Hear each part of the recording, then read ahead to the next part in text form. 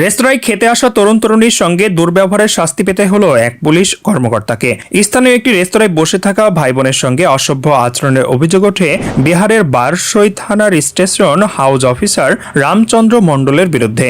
ঘটনার CCTV footage viral হতেই কাটিহারের police super অভিযুক্তের বিরুদ্ধে ব্যবস্থা নিয়েছেন। রামচন্দ্রকে নিলম্বিত করা হয়েছে, অর্থাৎ সাসপেন্ড করা হয়েছে। ভাইরাল হয়েছে সেই ঘটনার ভিডিও। সংবাদ প্রতিবেদন অনুসারে কাটিহারের পুলিশ সুপার এসপি শিখর চৌধুরী অভিযুক্ত পুলিশ কর্মকর্তাকে সাসপেন্ড করেছেন। পরবর্তী পর্যায়ে তদন্তের নির্দেশ দিয়েছেন। এই মর্মে 28 অক্টোবর কাটিহার পুলিশের পক্ষ থেকে এক্স হ্যান্ডেলে একটি বিজ্ঞপ্তি পোস্ট করা হয়েছে।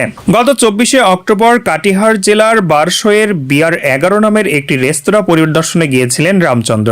আসন্ন বিধানসভা নির্বাচনের প্রস্তুতি হিসাবে সমাজবিরোধীদের সম্ভাব্য উপস্থিতি সম্পর্কে তথ্য পেয়ে তল্লাশি চালাতে আসেন 5 জন পুলিশ কর্মী। ভাইরাল হওয়া সেই সিসিটিভি ফুটেজে দেখা গিয়েছে রামচন্দ্র ও এক পুলিশ কর্মকর্তা 3 জন মহিলা কনস্টেবলকে নিয়ে রেস্তোরাঁয় ঢুকেছেন। সেখানে পাশাপাশি বসে থাকা তরুণ ও তরুণীকে দেখে আক্রমণাত্মক ভঙ্গিতে জিজ্ঞাসাবাদ শুরু করেন পুলিশ কর্মকর্তা।